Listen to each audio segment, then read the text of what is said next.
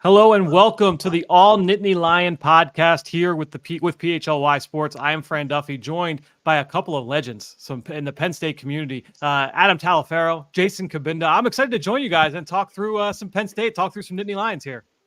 Hey, Fran, we're excited to have you. Thank you for leading the ship for us. And for me, it's good to be back. I've been out the last couple of weeks, so it's good to see my man Jason as always. And Fran, really excited to have you with us today. Yes, sir. Appreciate you having us on, man. All right. Well, look, let's talk through what we saw this past Saturday. Obviously, Penn State going on and getting a big win against Wisconsin, another Big Ten win here for James Franklin and the Nittany Lions. I guess some just general takeaways after seeing this team go and get this win against Wisconsin. Obviously, not to the level of some of the opponents they're going to see on the schedule coming up, but still a well-earned win, especially considering the injuries suffered on both sides of the ball. Yeah, if anyone that was watching this game was they characterized it as a trap game. And I think all of us Penn Staters were a little bit nervous going into this game, but to see the way that this team came out, still I think we started out a little slower than we would have liked to expect it, but that's been par for the course this season. But they came out in the second half, handled their business.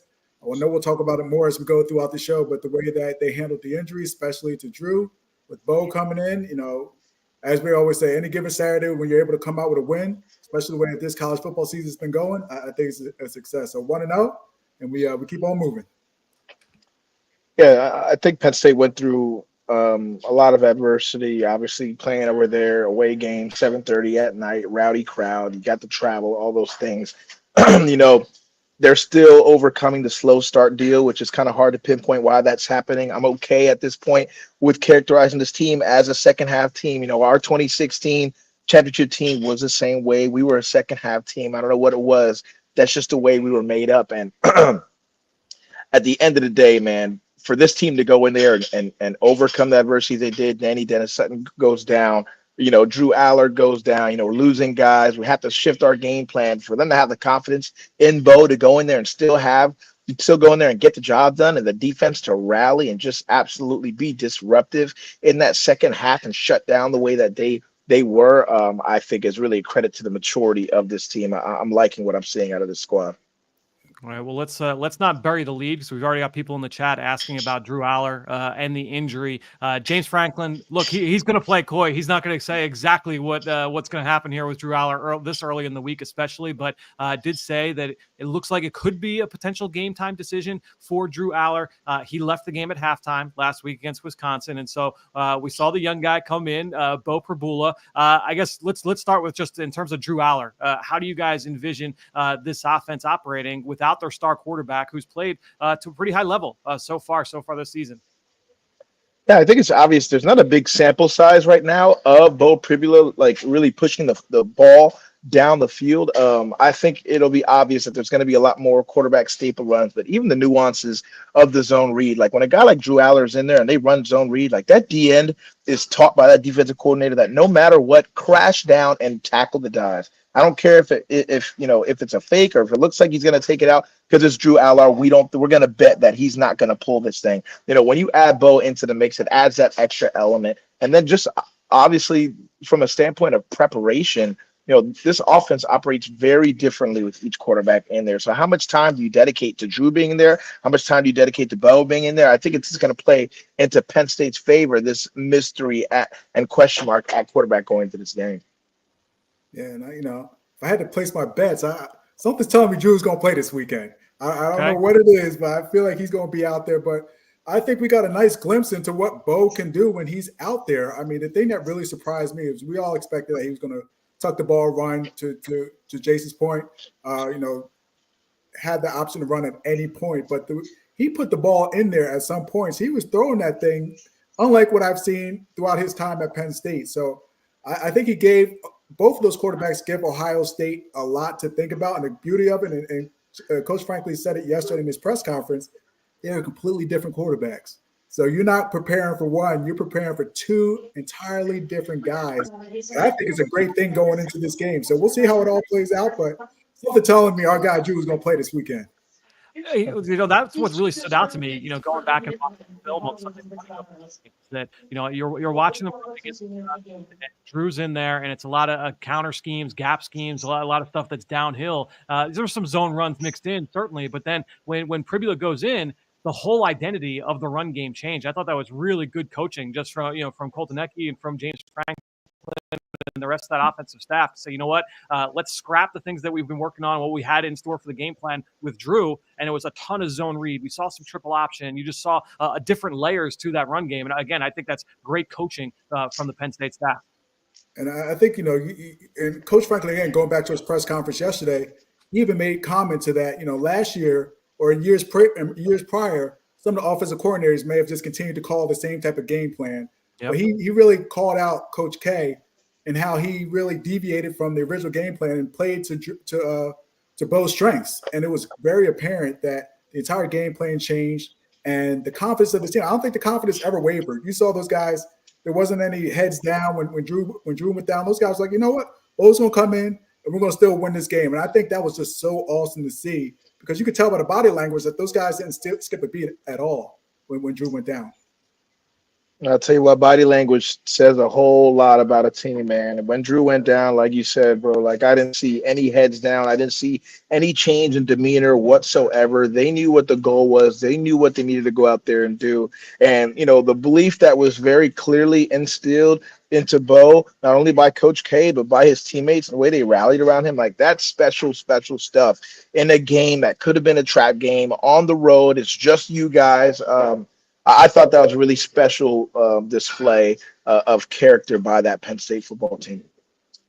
Another play, and we'll talk obviously a little bit more about the quarterback situation going into this game, a big one here on Saturday. But I do want to just ask you a little bit more about this game as well against Wisconsin. And one player certainly that made his presence felt, the junior running back, Nick Singleton, had the outstanding touchdown catch. I actually studied Singleton for the first time from an NFL draft standpoint last week. And so just watching a couple games of him, and then, to me, like watching him as a blocker, like get after it, you don't typically see that as often with college backs to the level that I thought I saw from Singleton. But his value in the pass game, I thought it was underrated. And you saw that they saw the soft hands in the flat, but then to see him, run that little rub route and make a back shoulder catch in the red zone, that was not something I was familiar with his game. He certainly showed out in a big way, Adam. I think that's the big difference from what I've seen in Nick from this year compared to last year. He's and even some of the more explosive runs that he had this year, he looks more like back to his freshman year. But the thing that has really transformed him is, to your point, Fran, is how he's catching the ball out the backfield. He's a bona fide threat to make catches down the field, and that catch that he had in the end zone, a lot of receivers aren't making that catch. So I think he's really showing how special of a back that he is, and it's just we're blessed to have him, and also K-Tron. Those are two totally different backs, and they're doing damage, and we're going to see two other great backs playing for Ohio State this weekend. But I think we're lucky to have those two guys playing for Penn State this year. Yeah, and I think it also just says a lot about Nick's selflessness. Every single thing that they decide to throw at him, he embraces it. He works at it. He wasn't much of a passing threat early on in his career. He's becoming that. He's out there at the slot, running routes and things of that nature that not a lot of backs get asked to do. And, for Coach K to come to him and say, hey, I feel like you can add another element to our offense if you just get this down and can work on these things. And for him to embrace that, take it on, work at it, and then us to see it translate into the actual game, I think is a really good sign for Nick and how good of a player he is. Jason, I wanted to ask you too, one of the things that stood out to me watching this Penn State offense is just how often they move those guys all around the formation. And I think to me, Adam, I'm going to follow your lead, Coach K. One of the things that stands out with me with Coach K is the diversity we see schematically with this offense. You see Tyler Warren lined up all over the place. We saw him taking wildcat snaps at quarterback down in the red zone in this game. But Singleton, he'll line up in the slot. He lines up in the wing, and he'll be chipping defensive ends. He'll line up as a fullback, as an up back, and he's a lead blocker in the hole. I mean, as a defensive player, especially as a linebacker, when you get those combo guys, Tyler Warren and Singleton and K-Tron Allen, and they're moved all over the formation, how much of a headache is that for a guy in the front seven? That's a big headache, man. And I talked about this all year. It's very unique for an offense to be built around a tight end because you just don't see it very often. And tight ends can hurt you in their offensive attack in so many ways, whether it's in the run game, the play action pass. If you got a guy who's a route runner, He can hurt you on the edge by capturing edges if he's strong enough to handle DNs. And Tyler Warren's one of those just all around great football players where he can hurt you from anywhere. So it's a very, very unique style of offense, and the way they attack defenses, because it's very rare for a defense to see a tight end truly be the feature guy, not just in a pass attack standpoint, but in everything that they do, whether he's lining up in the backfield, being a fullback, playing tight end, all these different kinds of things that he's doing. So it is a really awesome offensive attack and what they're doing with these guys. And then you have two stalwarts and Nick Singleton and Katron Allen, who are also change of pace backs at the same time. So, I love this. Drew's coming along at the perfect time. I just think they're only growing and growing. We haven't seen the best of them yet. And the thing that's really fun to watch is they'll line up in these exotic formations and then just run a dive. And so he gives the defense so many different looks just to run a base play. And as Jason mentioned, it can give a defense fits because you're getting all these different looks. You're expecting something crazy to come your way, and they run a simple dive, and you're like, man, what the heck is going on here? So it's just been fun to watch this year. I'm just so excited. I'm hoping, they've been holding back. So we got, I think now's the time to start really throwing out some of these new kinks that they have in the offense as we go forward throughout the season. I mean, listen, it's been 2 weeks in a row, right? 2 weeks in a row or 3 weeks in a row where we've seen offensive linemen in the slot getting bought across the formation to trap guys and wham guys. So we'll see if they have anything built off of that as well. It would not shock me what tricks they pull out of their bag here in this football game. Real quickly, defensively, just looking back at this game as well, Abdul Carter stands out. There were a number. Tony Rojas, I thought, had a pretty strong game against Wisconsin. We saw that we continue to see the rotation in the secondary at corner, but Jalen Reed getting that key pick six. He's really taken a big step here this year as a senior. Yeah, Jalen, he was my player of the game. I mean, you look at that play and the way that it turned the tide of that game, and he's been doing that all season. And we talked about the injuries on the offensive side of the ball, but they've been dealing with injuries in the secondary as well. So for them to be able to hold that Wisconsin offense that's really been humming throughout this entire season, to hold them at bay and keep them to 17 points, something like that this game. So a lot of kudos to go around. And at the linebacker position, another guy, Abdul Carter, who's been playing these hybrid type roles where he's playing defensive end, he's playing linebacker. But this is a guy who could be complaining and say, hey, I just want to put my hand in the dirt. But he's doing everything that's being asked of him from our defense coordinator Tom Allen. So I think this team is just showing how selfless they are. The number one goal is winning each week, and these guys are really upholding that standard. And then I'm interested to see, just because of the injury to Danny Dennis Sutton as well, opposite of Abdul Carter. It does not seem like Sutton is going to be able to go. Just kind of reading the tea leaves there. Adam, I don't know if you have any insight there, but it seems like he's not going to go.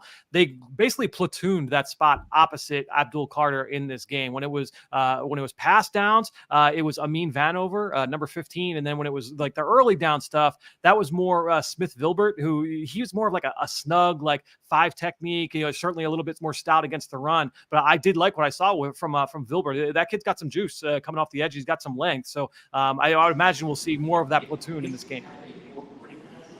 I agree. Yeah, these are both guys who have made. My bad. These are guys who have both made plays this year, and have been in the rotation, are experienced dudes.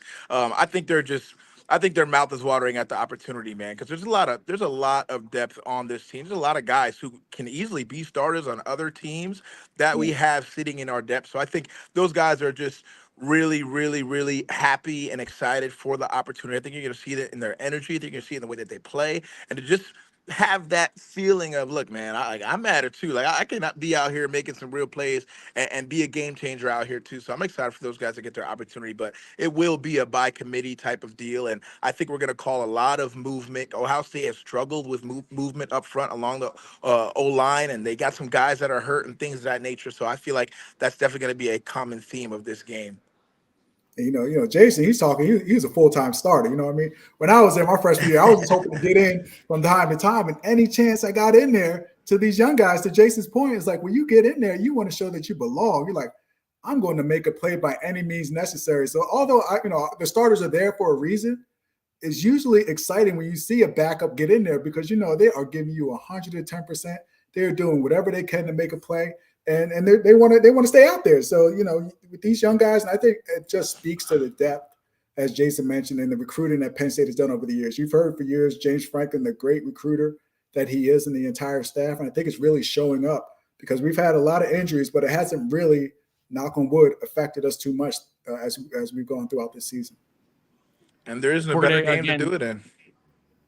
Yeah, no question. We are going to dive into this this preview of Ohio State, but real quick, I do want to ask you guys as well, and Jason, I want to get your thoughts just from this past game. Again, I mentioned Tony Rojas, number 13. I thought he flashed, overall. It's Kobe King continuing to be a consistent player inside, and we're also seeing some flashes from Dominic DeLuca as well. What were your thoughts on just the overall linebacker play? I want to hear from both of you guys. But Jason, we'll start with you there. Overall linebacker play against Wisconsin. Yeah, man, I love the way Tony plays. I feel like he's been growing every single game, honestly. I think he's one of those guys where he can really break through the ceiling in terms of potential as long as he keeps on stacking days and continues to work, man. He's very instinctive. He's got great feet. He's becoming a better tackler. I think he struggled a little bit early in the season, finishing some plays that he should have finished. But, man, he's a disruptor out there. He does a good job block destructing, things of that nature. And then Kobe's just been the leader that we've really needed him to be this year, man. Getting guys lined up, making sure dudes know the play, what is going on. He's very demonstrative out there. He communicates well. And then he's been really, especially over this last stretch of 3 games, he's been really sideline to sideline, way more instinctive than he was in the beginning of the year, which I was really hoping to see. So I see Kobe growing as well. And like you said, Dom, as always, has made his flash plays in the run game, in the pass game, and looking to continue to see them gel and make some plays out there. And, I never had the luxury of playing linebacker. I was out there on the corners. I didn't like tackling much, but from my perspective, the thing I love to see out of our linebackers is it's just solid tackle. I went back and checked out the game a little bit more this morning. There wasn't a whole lot of missed tackles out there, and I think from the linebacker position, that's all you can ask for is that these guys, when they wrap up, the running backs are going down. And like we said, Wisconsin's their running game has been strong this entire year. And the running backs, they weren't falling forward. Our guys were really making some noise out there. So it was great to see. To your point, Dom DeLuca, that's my guy, man. I love Dom as a player because he's a kid that has worked. I mean, not to say that all these guys have worked for what they got, but Dom, is a special teams guy, but he's worked his way into the rotation, and it's just really shown out and done well so far this year. All right. Well, we are going to jump into this preview against the Ohio State Buckeyes for this weekend. But first, let's do a little bit of a check-in with our sponsors. And our first partner we're going to hear from our friends at Shady Rays, because we know everyone's always looking. Look, it's a sunny days ahead in Happy Valley. For those sunny days, you need a pair of Shady Rays. Get ready for the season ahead with quality shades that are built to last. Our friends at Shady Rays have you covered with premium polarized shades that won't break the bank. Shady Rays is an independent sunglasses company offering a world-class product that's rated 5 stars by over 300,000 people. If you're looking for a good sample size, I don't even know how many Beaver stadiums do you need to fill for that amount of ratings. That's outstanding customer satisfaction there for Shady Rays. And their shades, they've got durable frames and crystal clear optics, making them the perfect choice for all outdoor adventures. They've got hundreds of options to choose from, so you're bound to find the perfect pair to match your style. You probably have a style in your favorite team's colors. I know I've seen some blue and white Shady Rays at times here from my friend Bo Wolf. Now, over on the PHLY Eagles show, Bo Wolf is always sporting his Shady Rays, and that we are big proponents of their products and what they've got to offer. So I want to make sure that you know about their offer exclusively for our listeners. Shady Rays is giving out their best deal of the year. Head to shadyrays.com and use PHLY for 35% off polarized sunglasses. Try for yourself the shades rated 5 stars, again, by over 300,000 people. Now let's also hear from our friends over at Ace Hardware Home Services. If you've got that leaky pipe, because I know I put off these jobs all year long. It gets to be the summer. I'm like, I'll take care of it in the fall. And then football season hits, and it's like, I don't know if I can do it. I don't know if I can do it this weekend. We got a big game, Ohio State, Penn State. But you know what?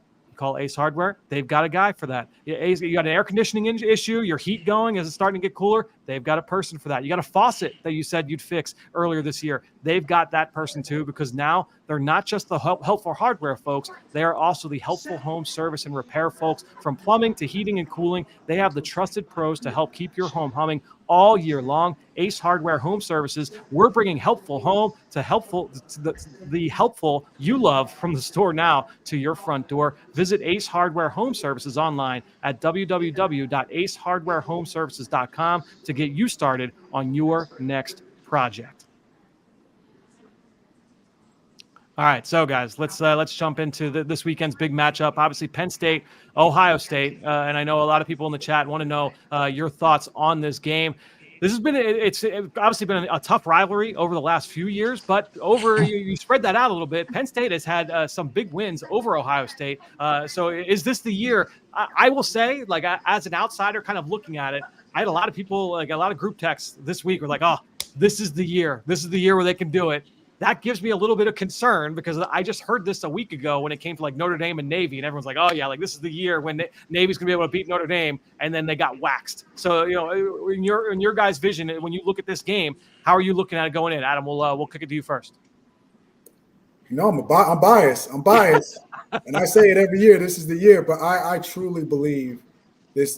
This is the year. I think it'll be a big help if Drew plays in this game. Sure, but I think this team has shown that they find ways to win. Games that I think we won this year, we may have lost some of those games last year. It's having guys that had the will to win and understand how to win, irregardless of how talented the rosters are, I think speaks volumes to this team. But I just think, with Coach K calling, the way that Tom Allen has made adjustments on the defense, hey, I'll be the first one to say it's not going to be easy. Our guys are going to play their A game. I don't think we're going to be able to get out to one of those slow starts that that we've done pretty much every game this year. We have to come out with all cylinders, foot on the gas. But I think if our team plays to their ability, it's a huge help having it at home. Like every other Penn State, I wish it would have been a little bit later on in the evening. But irregardless of playing at noon, I think our guys are going to be ready to go.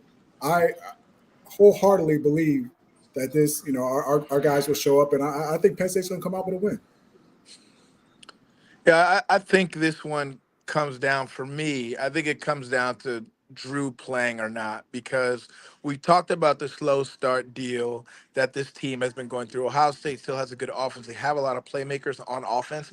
If this team comes out and we're down 14-3, 14-0, and Bo is our starting quarterback, I don't have a ton of confidence with us having to play that type of game where we have to put the ball in his hands and force him to throw a lot. Now, if we're able to keep the game close and Bo's a starter and we can stay in our flow of offense, then we have a chance. But with the slow starts that we've been having each game, it is a bit concerning to me with this explosive Ohio State offense if Drew doesn't play. It was especially. No, I was gonna say the big thing you want to avoid, right, is to getting into now you're down 14-3, like Jason said, and now you're pressing. You want to be able to throw the football, and we know the issues the Penn State offensive line has had against this Ohio State rush over the last couple of years. I mean, Olufashinu is a great player, but JT Tuimoloau, I mean, when he gets drafted next spring, they're going to be showing a lot of Olufashinu lowlights for that reel. So I think when you're looking at this rush, and I'm going to be honest, I kind of like what I've seen from Drew Shelton when I studied him. I mean, he looks like a future pro, but I still don't want to test that anchor going up against JT and Jack Sawyer and the rest of that front. So, Jason, I agree. You want to try and keep this game neutral as long as you can. Keep the running backs involved. Yeah, and I think the crowd is going to help to do that. We're playing in Beaver. It's a home crowd. I wish it wasn't a noon game. I'm not a big fan of it. I do believe this should be the whiteout game. But, man, I'll tell you what. I know for a fact that Penn State Strong is going to show up 110K strong and be screaming their heads off because we have the type of fans who come to the stadium to be the show. They don't come to watch the show. Our fans come to be the show. And I know they're going to have a starring role in this game for sure. And I'll say, let's keep an eye on, Will Howard, Ohio State's quarterback, because he's already talked a little bit. He's a Pennsylvania guy. I see him maybe trying to do a little bit too much and maybe making a mistake out there because he's going to try to, show, he even said, I wasn't good enough for Penn State. I was a lifelong Penn State fan. And this is the type of kid that I think, we saw him in the Oregon game have a little flub, falling, taking a knee down there in the middle of the field and running out of time in the Oregon game, or Ohio State probably wins that game. So he's a guy that I think I'm looking for a turnover out of him early in the game on Saturday. Yeah, and honestly, like when I watch this Ohio State offensive line, I don't think it's one of the offensive lines we've seen from them in years past, right? So when I look at some of the matchups for Abdul Carter, obviously you're missing Danny Sutton, but I think when you look at Abdul Carter, like this could be a game where he's the kind of player that changes the scope of a game, right? Because he's got that ability to, maybe he's not visible for, we'll say like 7-8 plays, and then he makes that one where he's got that one rush where, whether he's coming off the edge or if he's going to be, lining up as a joker off ball and he comes in through a B gap or through an A gap, he's got that ability to tilt this outcome. Yeah, and Ohio State has some injuries right now along their O-line. Like you said, they're not the same O-line. We saw them struggle in the run game, running the ball against Oregon, and even running the ball against Nebraska in this past week. So that's definitely a question mark for them going into this game for sure. And I do think that at the end of the day, this game will come down to how the trenches play. I truly think, because skill on skill, this is a very even matchup when it comes to skill on skill. They've got two backs. We've got two backs. We got a great tight end. They've got a tight end as well. They have Jeremiah Smith. We have a plethora of receivers that we kind of go by committee. So skill-wise, it's a very evenly matched game. Yeah, I mean, I always say I've been out of college for 20 years now, but I remember back whenever we had a big game, we called this a money game. For guys that were looking to get. I mean, of course, scouting and is at a whole another level. And if you're going to get drafted, you're going to get drafted. But this is a game where every eye in the country, every scout, everybody in the world is going to be watching this game. This is where you make your money. You have a good game here, you're on the national scene. Not, so a guy like Abdul, who's already known throughout the country, he has 2 sacks or whatever. Everybody's going to be talking about it. He's going to be really, the buzz of the country. So I'm just so excited. This is when I miss football. I only played, 1 year or 5 games at Penn State, but these are the type of games you come to Penn State to play for. And it's just, I'm jealous because I wish I had the opportunity to be out there because it's such a special experience. Let me ask you guys about the defensive identity and just what this group has looked like, because we talked a little bit about what Coach K does offensively. I'm going to be honest. I love watching this offense. We mentioned like the rotation at receiver, but clearly they know like, all right, we're still developing the talent in that room. So let's play a lot of heavy personnel, a lot of 2 back, a lot of 2 tight end. And I love what they're doing there. Defensively, I kind of like their identity defensively too. A lot of aggressive press man coverage. We saw the 3-man rotation on the outside. I think Jalen Reed, we talked about as a standout player roaming the interior. But just overall, what are you expecting schematically from the Nittany Lions in this game in terms of what you think their identity will be? Jason, we'll go to you first. Yeah, I expect this game to be a lot of heavy stunts along the D-line. Ohio State has struggled with movement up front in general. You have 2 or 3 guys who are going to be rotating in that don't traditionally play, who aren't traditionally your starters. So I expect to see Tom Allen try to throw a lot at this offensive line, try to make them make protection calls and changes on the protections on 3rd down and things of that nature, and make them handle that stuff and kind of try to suck the confidence out of them early in this game. Obviously, like you mentioned, that we played a lot of man coverage. I'm very interested to see how much man coverage we play in this game, knowing that they have a receiver like Jeremiah Smith, who's going to be a nightmare really for whoever we put on him. And then if we decide to try to double him in this game, okay, then guys like Emeka Egbuka are on true one-on-ones, and he's damn near on that same type of tier. So their receivers do present quite the issue. So I'm very interested to see what the spread out is between how much man and how much zone we play in this game. Yeah, no, I agree completely with you, Jason. And you think about Ohio State, it hurts me to say it, but I think they got the best wide receiver core and maybe the best set of offensive skill talent of any team in the country. You look at the 2 running backs they got, look at the wide receiver core. It's going to be a tall task for any defense in this country to slow them down. But, the thing that I've really been impressed by with Penn State, especially, as a secondary guy, we haven't seen many blown coverages. We haven't seen anybody running wide open. Anytime there's a play, it's a guy right there competing for the ball, strong tackling. So the team is playing defensive-wise. They're playing fundamentally sound ball.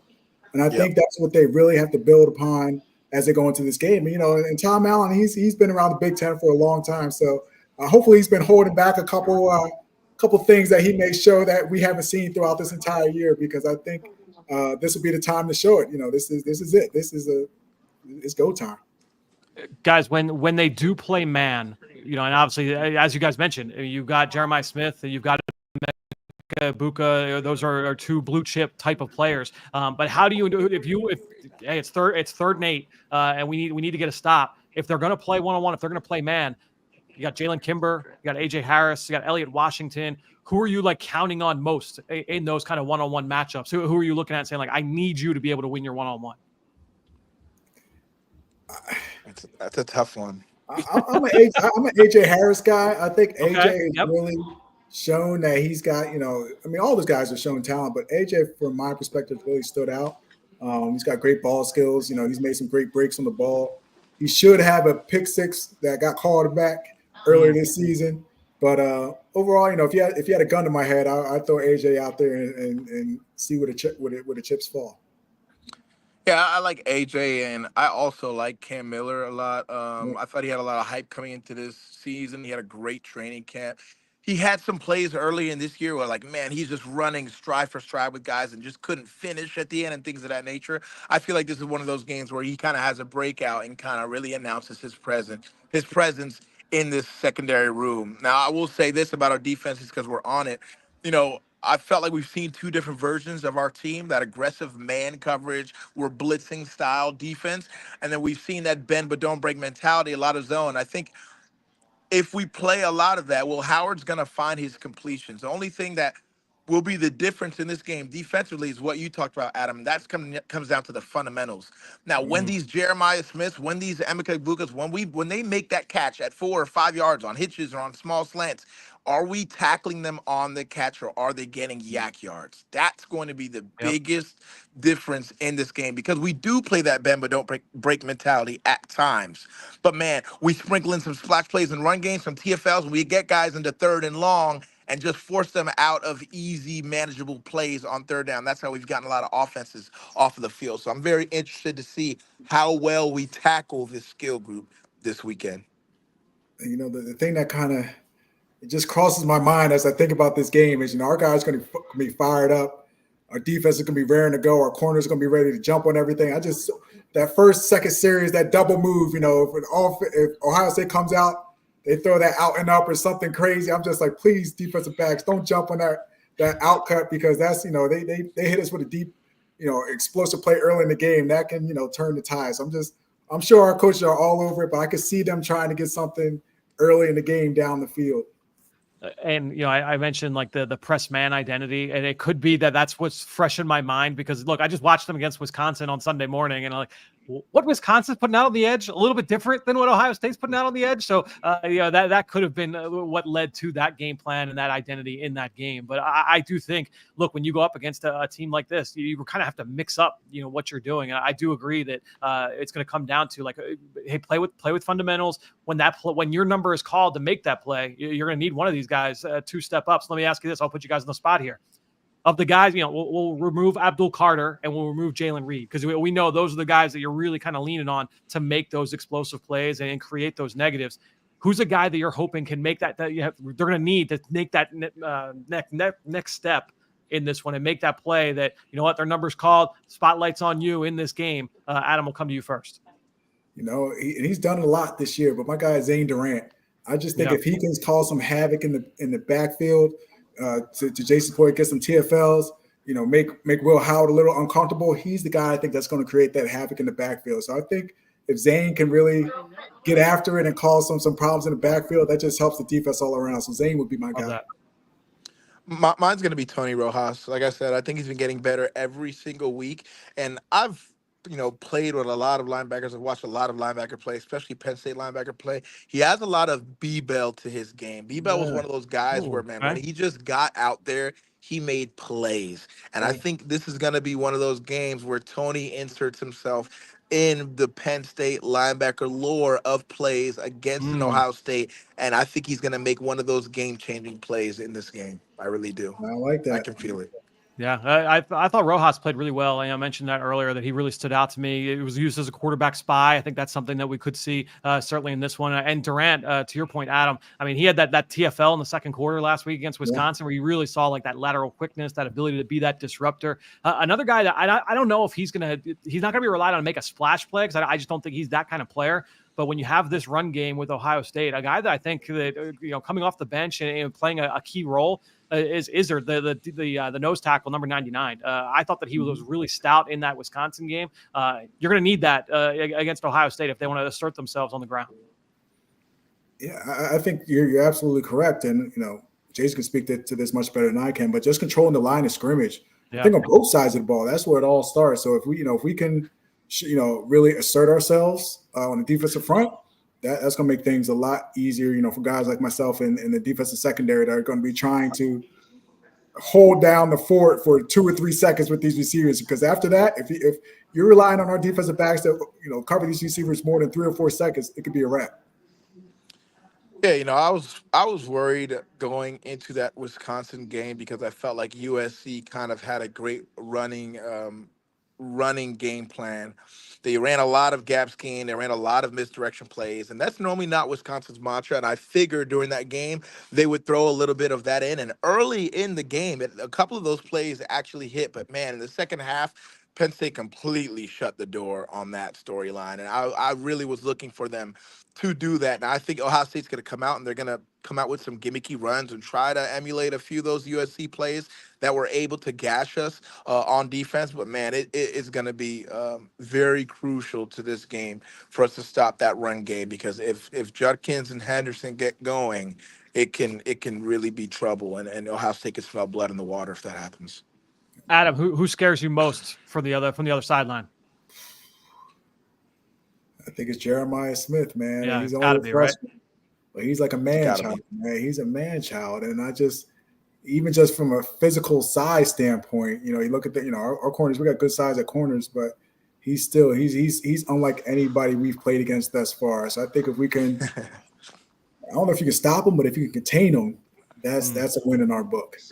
Man, he out there running like Julio Jones, man. Yeah, that's a great comp. He out there running like Julio Jones, bro. He's for real. That's a special cat. Adam, you shared your thoughts on your prediction for this game. Jason, you got any final predictions here before we move to the next topic? I'll say last week my score prediction was 27. You were spot on. Oh no, it's 28. It was 28-13. Okay, there you go. The game ended up being 27-14, so I was one off. Right. My big game prediction for this week it's going to be Tony Rojas' game-changing play. At some point in this game, Tony Rojas will make a game-changing play. That's a big prediction I got for this game. And I like that, because that can go one of two ways, right? Or if it goes the negative way, you could say, "Hey, I said it," right? But obviously, we're all hoping that it goes in the positive way. I want to ask you guys a few more questions just about some of your history with Ohio State, and we'll bounce around and do some other general college football talk. But first, one last word from our sponsors. All right, so Jason talked about blowing the doors off of last week Wisconsin. Well, from doors to floors, let's talk about our friends at Empire Today. Empire Today, you get to shop at home convenience, the right product for your needs, quick and professional installation, and a price match guarantee. We know those projects that take up most of your stress level when it comes to fixing your home. Floors up there. That is one where you're like, man, I don't want to tackle this on my own. You want to go somewhere where you're going to get expert service. And so Empire Today, they are the best place to get new flooring. Of course, there are copycats, but they can't actually beat Empire Today on quality service, speed. So they advertise low quality products that they simply won't carry at Empire Today. Empire Today is not going to promise the lowest prices, because anyone who does, they're not putting the flooring in your home that they wouldn't put in their own home. So you keep shopping for Floors Simple with curated product selection. Their philosophy is to help you find what you need, not overwhelm you with thousands of choices and substitutes. What they leave out of their selection is just as important as what they put in. Empire's product team exhaustively combs through thousands of product samples each year to find the perfect styles, to create that game plan to get you on the road to a new floor. And their virtual floor designer is also a great way to see how new floors will look in any space. So it's very easy. You just take a picture in your house of a room, instantly see how a new floor will look in that room. And I can tell you from experience, that is such rather than trying to think, I'm at a big box store and I'm trying to envision how this is going to look with our wall colors and with the ceiling and with the windows and the lighting. with the virtual floor designer, they take care of all of that for you. Schedule a free in-home estimate today. All listeners to the show can receive $350 off. It's quite a discount when they use the promo code PHLY. Restrictions apply. See empiretoday.com/PHLY for details. And I also want to talk to you about becoming a diehard. You want to obviously look everything here at PHLY. We are kicking everything into high gear because I know this past Sunday you had Eagles, you had Sixers, you had Flyers. And look, I would put our coverage across all Philly sports up against anybody in the market. When you look at everything that Charlie O'Connor and company bring over with Flyers coverage, you look at Kyle and everybody that they're bringing up from a Sixers standpoint. Obviously, I speak very highly of Bo and Zach and all of our Eagles coverage. You get Rich Hoffman's newsletter, all the things you can get, all the podcasts and live shows on every single team, every single day. You've got live events. You've got the premium written content for all members at allphly.com. 20% off of all the live events, all the fun events that we've got. I know we've got one coming up for Eagles Cowboys next weekend, not this weekend, but the following weekend. Outstanding merchandise for all teams. You get a free shirt when you become a member, but to get access to that locker is outstanding. You get the members only Discord. You want to come and be a part of our community here with all PHLY. So when you become that diehard, you get to be a part of the best community in Philly sports. Head over to allphly.com and join the best sports fans in the city. And again, we're building the biggest and best community of all city sports fans, and we want you to be a part of it. So much so, they're now offering a special offer with our lowest rate ever. You can become an all PHLY diehard today for just basically $4 a month billed annually. That's right. Just $48 a year gets you that free shirt. It gets you the access to all of our exclusive written content here at All PHLY, plenty of discounts, and access to our All PHLY Discord lounge where we hang out and talk Philly sports all year round. This is a limited time offer, so act now. Visit allphly.com intro to sign up today. All right, guys. So let's wrap this up by talking through some of your memories with Penn State, Ohio State. Jason, I'm actually going to come to you first here because I'm aging myself on this. But I remember studying you when you were coming out of Penn State. So I want to get your thoughts here on your memories going up against the Buckeyes. Now I want to hear what your draft profile was, man. What were you writing about? That's a different episode. We'll save that. We'll kick that down the road.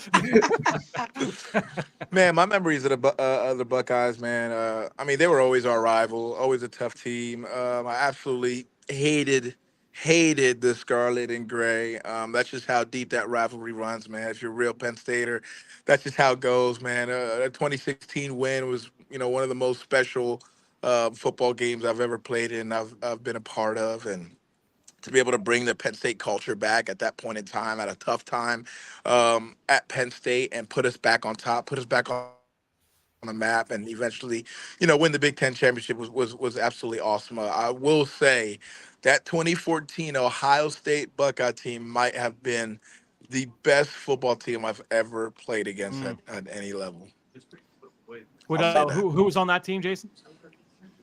Oh, man, who wasn't on that team? Cardale Jones, J.T. Barrett, Braxton Miller, Zeke, Denzel Ward, Garyon Conley, I mean, Marcus Ball. I mean, that list goes. I mean, they probably had, I think at one point that roster had 40 or 50 NFL guys on it. I read some stat recently. Yeah, that team was very, very legit. And then, Adam, how about you? Your experience here with the Buckeyes? Yeah, I remember as a freshman, I remember my senior year in high school, I committed to Penn State, and the schedule came out. Like the first thing I looked at, I was like, when we play in Ohio State, when we play Michigan, and I was just so excited. I remember my freshman year, my goal was to be able to play, and I was fortunate enough to play out there. But it was the game that changed my life. I broke my neck in the Ohio State game, and they were kicking our butts, and I was out there as a young freshman trying to make a play, and so I'll just remember the excitement. I'm sure you, JC, you go into the horseshoe for the first time. You're like, man, this is what I see on TV all the time. You're out there playing in the horseshoe, and it's just a unique experience. Again, for me, it's a life-changing experience just having my injury out there. But I say I got a lot of love for the Ohio State folks because they took care of me.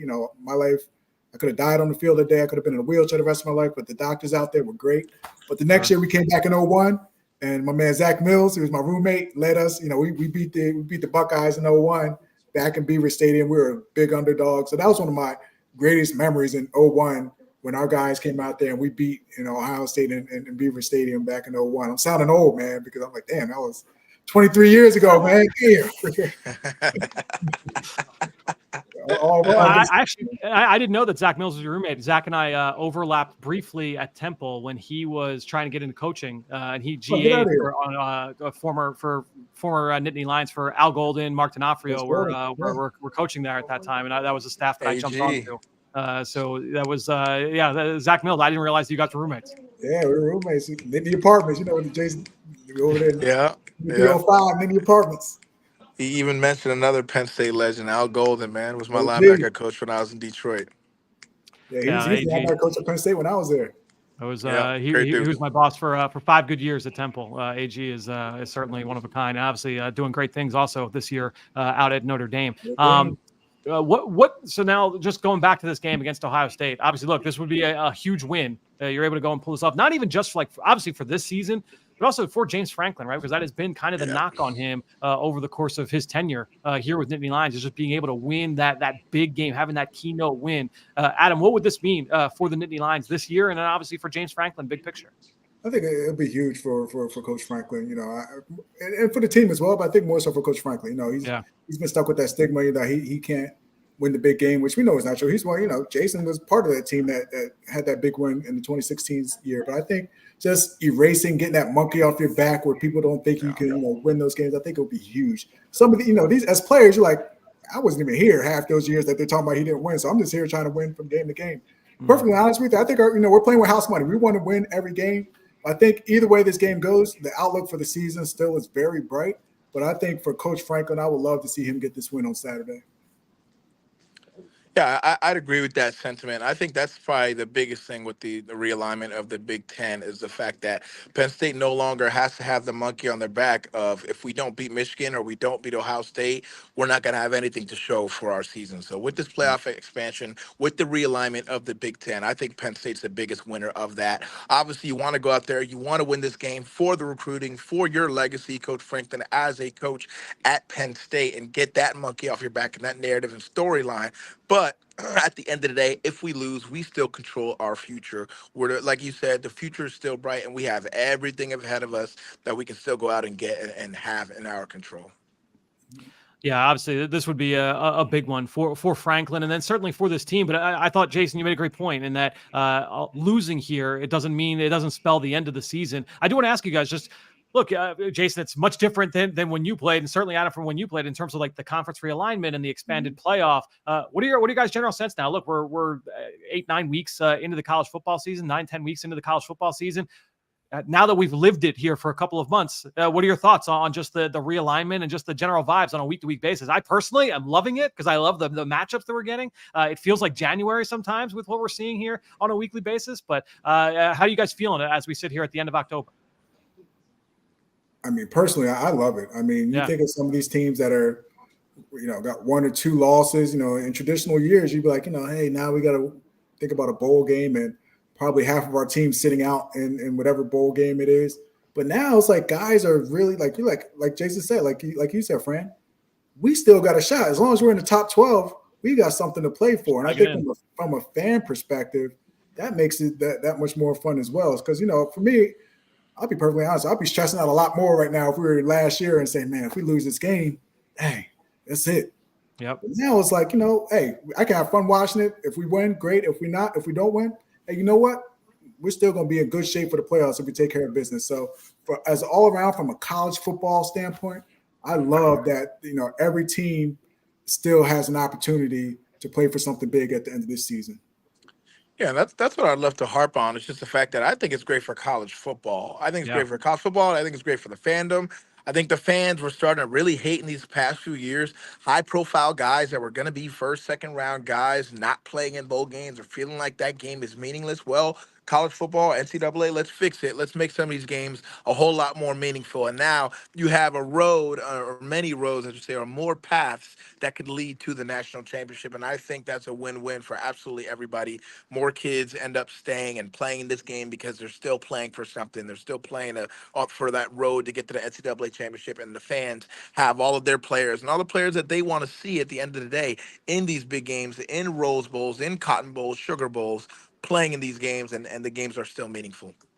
And that's the thing, is that it went from like the first and second round guys opting out of those games to not just like late round guys, but even guys that were going back were like, yeah, like I'm just not going to play, or I'm going to go. Obviously, they're going into the portal and stuff like that. It's fine. You take your sponsored bowl game, and I'll stay at home. I'm not even going to play. I do think that it's only a matter of time before they expand the playoff even more, and I'm all for that. They got the one thing that will have to get sorted out from a realignment standpoint is just the team on the West Coast having to come east like all the time. That I think that works well right now, fine right now. But I think that is the one thing that'll kind of get realigned back the way it probably should be regionally. But that I love the matchups we're getting on a weekly basis. Which, speaking of which, are there any other games this week you guys will have your eye on?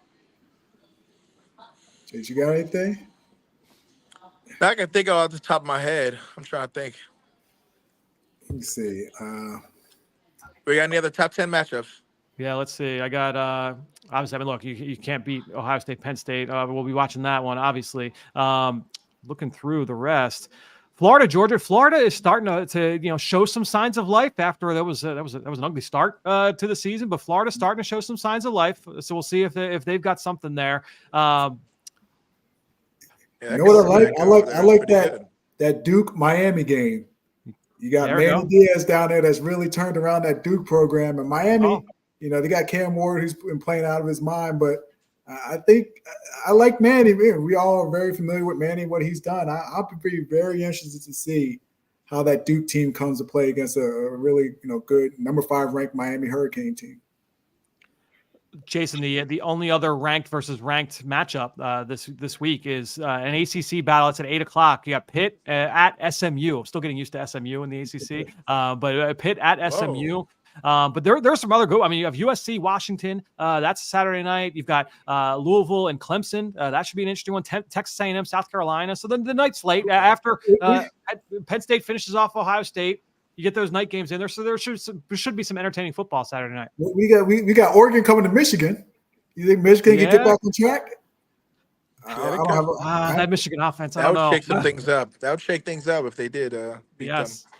There's a scenario where at the end of the year we have Indiana, Ohio State, and Penn State all with one loss, and we're asking who we put into the Big Ten championship game. And I should know this, but do they just take the highest ranked team, or is it some other form? It'll probably be by schedule, most likely. Yeah, there's like 4. I think is it 4 at large. I probably should brush up on my my playoff rules. I'm pretty sure it's 4 at larges after the conference champions, and then the group of 5, the best group of 5 team, which it feels like will be Boise, Ashton Jeanty, which we'll probably talk about here in the next part of the conversation. Just a ridiculous running back for Boise. But speaking of which, you guys mentioned Miami. Cam Ward taking on Duke this week. Cam Ward's been outstanding to me. Like, I feel like he's going to be on that Heisman finalist panel at the end of this season. But who you guys so far as we close this up, looking at the Heisman for the end of the season? I don't see it being anybody besides Ashton Jeanty or Travis Hunter, man. I don't think this is a quarterback year at all. I think Cam Ward maybe has the strongest argument at quarterback, but it's between Ashton and Travis for me. Yeah, I think I'm looking at Ashton. He's almost got 1,400 yards already. I think he's going to eclipse that 2,000-yard marker. So I think it's hard to bet against him right now. Is he still over 10 yards a carry? I know it was like last week or the week before. He was still at 10 yards a carry. He's at 8.7 right now. Oh, man, see, he's slacking now. Falling off.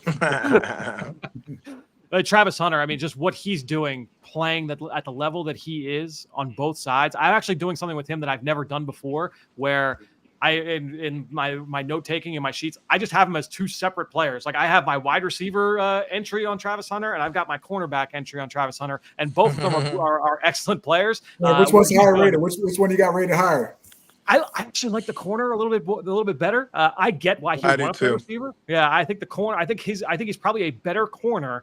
But I think I could see why he would want to go play receiver because of what that would mean from a dollars and cents standpoint. But I get more excited by him as a corner, and what they ask of him too. I mean, the fact that he's playing as many snaps as he is on offense and on special teams, and then defensively, he's playing like the full game on defense, and he's playing so much one-on-one coverage. Like they put so much on him, and he just takes it in stride. And like has a 4.0 GPA and is like a Boy Scout off the field too. Like, That's awesome. He's got to win Heisman. Yeah. Well, guys, this has been a blast. I guess one last thing before we go, just to entertain me as a draft analyst, Abdul Carter. I feel like I'm higher on him than most. I'm very, very high on him, but based off what we've seen so far. How do you feel about just his overall development? Because I know that's going to be a big topic if he does declare for next spring's draft. Jason, we'll come to you first. Abdul Carter, what are your thoughts on his development so far? I really think people underestimate just how big of a change it is to go from second level to putting your hand in the dirt or being up at the line of scrimmage and how different things are. So all that in mind, and to see, people say his production this year hasn't been as crazy as in the past, but it's like, man, when I watch that film, if you really watch the games and watch the film, you see the amount of attention, the amount of disruption he's creating. He is stopping plays without even touching the ball carrier. And that's some of the stuff that people don't see. So I think he has a high upside. I think he has the capability to play up at the line of scrimmage or back. You see them do that with a guy he's constantly compared to, which is Micah Parsons. Mike has obviously done both in the league as well. So I think that's the type of dude where you go and draft him for your franchise, and that's a chess piece that you have. How about you, Adam? Jason played in the NFL. Fran, you evaluate NFL talent, so I feel like inadequate in this conversation. But I just feel from the standpoint, you can see he's a special talent. I think when you got a guy that has that type of talent, you can just really, as Jason said, put him in your lineup and just let him eat. So I think he's a first round talent. I'm excited. Hopefully he stays at Penn State as long as we can have him. But I'll be excited to watch him play in the NFL one day. I can't help but compare him to the guy that, played that role last year in Chop Robinson. And when I look at him, I'm like, he is not bashful, Abdul, about playing against the run as a linebacker, moving to defensive end. You kind of worry how is he going to be at the point of attack? He's playing in a phone booth against tackles. And that first game against West Virginia, and they've got a couple guys that are probably going to get drafted. I thought that he was mixing it up really, really well in that game, and we've seen it progress. I think you mentioned, Jason, just the amount of attention he's getting. And I think that's why they've started to move him around, and they're getting creative with his usage. But I'm excited by what I've seen so far from Abdul from that standpoint too. Agreed. And then let me ask you this question, because again, while I have you, I have to entertain myself here. Who's a guy that's under the radar that you're like, this guy, down the road, this is going to be someone we're talking about as a potential high pick? Like a young player that's hey, not on the national radar right now, but yes, our tight end that the one that tore his ACL earlier this year, Andrew, I think his last name is Rapley. I don't know. He's from Boston kid. Man, I saw this kid at practice doing one-on-ones, and he was routing everybody up, and he's just a big old white boy, strong, and he's got a mouth on him. Man, this dude's got a mouth on him. He's mouthing everybody off after every single route, every catch. I'm like, oh, man, I like this dude's energy, man. So I think that's a guy who's going to be a really good tight end for us coming up. He got hurt this year. We got another Tyler Warren in the mix? I didn't know this. He could be better. Wow. He could be better. He's 6'4", 250, redshirted last year. Jason, this is exactly the type of player that I was hoping for. All right, so he redshirted last year. He would have been a redshirt freshman, obviously out with the ACL. He's a player. Certainly, I'm literally writing him down. He's a stud.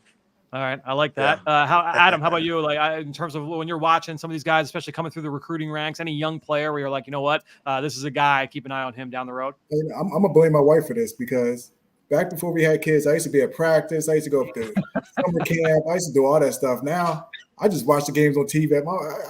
I don't get to watch, see the guys that are in practice. So I'm gonna trust my guy Jason. I'm gonna go with our tight end, man, because Jason, like I said, this dude just predicted the score last week. So I trust his opinion, man. He's been hitting everything. This entire season on our podcast, he's been hitting everything spot on. So I'm gonna just ride on those coattails. All right, rapid fire here. Drew Aller, does he play on Saturday or not? Adam, go you first. He's playing. Jason? Yeah, he's playing. All right, you're an NFL GM. Nick Singleton or Katron Allen? Adam, who are you taking? Give me Nick. Ooh, okay. Jason? I'm actually going Katron. Ooh, why? I'm going Katron because I think his game translates just a bit more to the league than Nick's game does. All right, I like that. And then last one for you. when going back to Al Golden, Jason. All right, so they when I was at Temple, we used to do 2-spot, right? So it's the one guy, you put your hand in the dirt, 2 guys go head to head, like match, and it's who can push the other guy off of his spot. You got Tyler Warren, you've got Abdul Carter. That's the big on big, good on good that you're hoping for. If you're a scout and you're watching these guys go one-on-one, who's winning that in that kind of environment? Abdul Carter, Tyler Warren. Oh, that's a tough one. I'm gonna have to go with Abdul though. I think Warren puts on one hell of a fight, but I think it's still like Abdul. Okay, Adam, how about you? I think Abdul's like a little smaller, so he can get up under Tyler. Yeah, I think that leverage will get him a little bit. A low man wins type of situation there. All right, I like it. Well, guys, this has been a blast. I appreciate you entertaining me for a few minutes. Jason Cabinda, Adam Taliaferro, thanks so much, everybody out there, for joining us here on the All Nittany Lion podcast with All PHLY. I am Fran Duffy, and look, maybe I'll be back here down the road. I appreciate you guys joining me, and we'll talk to you again soon. Appreciate y'all. Appreciate you guys. We all silly like the mayor.